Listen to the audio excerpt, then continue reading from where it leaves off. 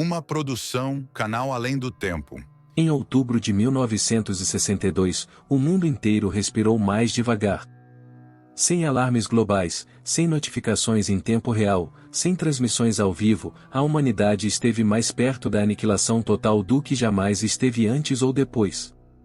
Durante 13 dias silenciosos e tensos, decisões tomadas em salas fechadas, sob pressão extrema, colocaram a existência humana por um fio invisível.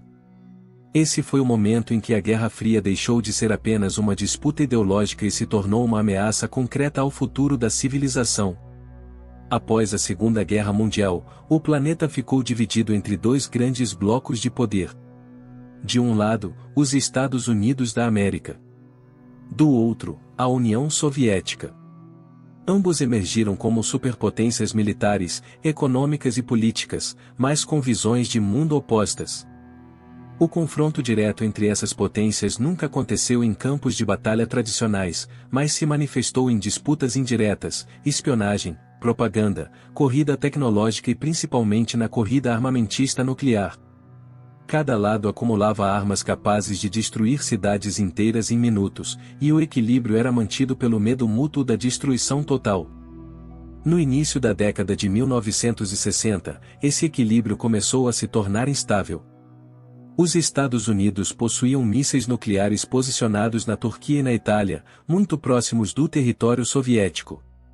A União Soviética, por sua vez, buscava uma forma de equilibrar essa desvantagem estratégica. Foi nesse contexto que Cuba entrou no centro da história mundial. Cuba havia passado por uma revolução em 1959, liderada por Fidel Castro, que derrubou o governo alinhado aos interesses norte-americanos. Com o tempo, o novo regime cubano aproximou-se da União Soviética, buscando apoio econômico e militar. Para os Estados Unidos, a existência de um governo aliado ao bloco socialista a menos de 200 quilômetros da Flórida era vista como uma ameaça inaceitável. Em outubro de 1962, aviões espiões norte-americanos do tipo U-2 fotografaram instalações militares em construção no território cubano. As imagens eram claras. A União Soviética estava instalando mísseis nucleares de alcance médio em Cuba, capazes de atingir grande parte do território dos Estados Unidos em poucos minutos. Aquilo mudava completamente o equilíbrio de forças e reduzia drasticamente o tempo de reação em caso de ataque. Ao receber essas informações, o presidente dos Estados Unidos, John F. Kennedy, convocou imediatamente um grupo restrito de conselheiros militares, políticos e diplomatas. O clima era de urgência absoluta. Cada opção discutida carregava riscos enormes. Um ataque aéreo direto às bases em Cuba poderia destruir os mísseis, mas quase certamente provocaria uma resposta soviética. Uma invasão terrestre poderia levar a um conflito prolongado e igualmente perigoso. Não fazer nada poderia ser interpretado como fraqueza e abrir caminho para um ataque nuclear surpresa. Do outro lado do mundo, o líder soviético Nikita Khrushchev também enfrentava a pressão intensa. Para ele, a instalação dos mísseis em Cuba era uma forma de proteger um aliado estratégico e, ao mesmo tempo, equilibrar a presença de armas nucleares norte-americanas próximas à União Soviética. Recuar sem obter concessões poderia enfraquecer sua posição interna e internacional. Kennedy optou por uma estratégia que buscava ganhar tempo e evitar uma escalada imediata.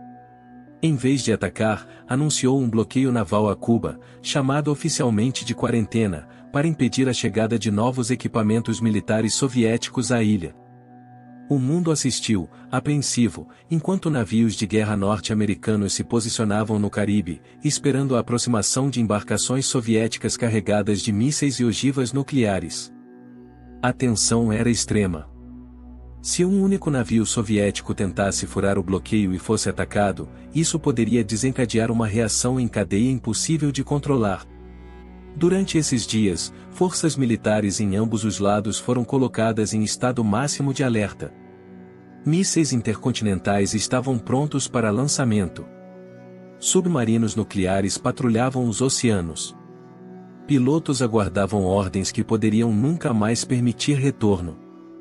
Em um dos momentos mais perigosos da crise, um avião espião norte-americano foi abatido sobre Cuba. O piloto morreu, e muitos acreditaram que aquele seria o estopim para o início da guerra. Kennedy resistiu à pressão de seus generais para responder militarmente de forma imediata. Ele sabia que qualquer ação precipitada poderia tornar a guerra nuclear inevitável.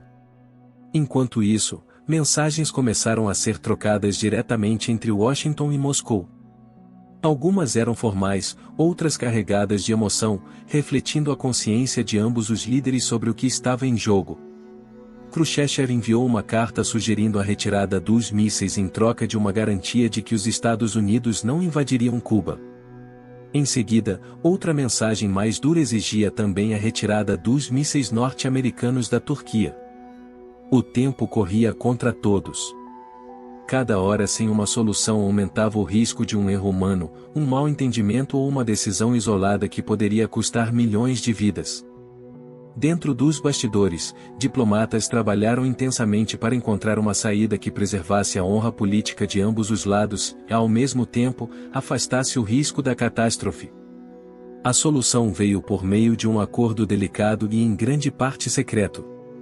Os Estados Unidos concordaram em retirar seus mísseis da Turquia em um momento posterior, sem alarde público. Em troca, a União Soviética removeria imediatamente seus mísseis de Cuba sob supervisão internacional. Além disso, Washington assumiu o compromisso de não invadir a ilha. Quando o acordo foi anunciado, o mundo respirou aliviado. Poucos, porém, tinham plena noção de quão perto a humanidade esteve do fim. Estimativas posteriores indicaram que um conflito nuclear naquele momento poderia ter causado dezenas ou até centenas de milhões de mortes em questão de dias, além de efeitos ambientais devastadores que comprometeriam a vida no planeta por gerações.